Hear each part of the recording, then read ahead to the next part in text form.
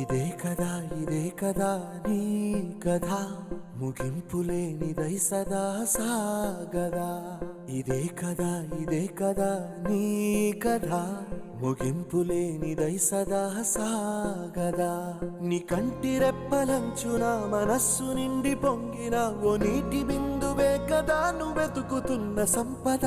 ఒక్కొక్క జ్ఞాపకానికి 100 ఏళ్ల ఆయువుందిగా, ఇంకెన్ని ముందు వేచనో అవన్నీ వెతుకుతూ పదా. మనుష్యులందు నీ కథ మహర్షిలాగా సాగదా.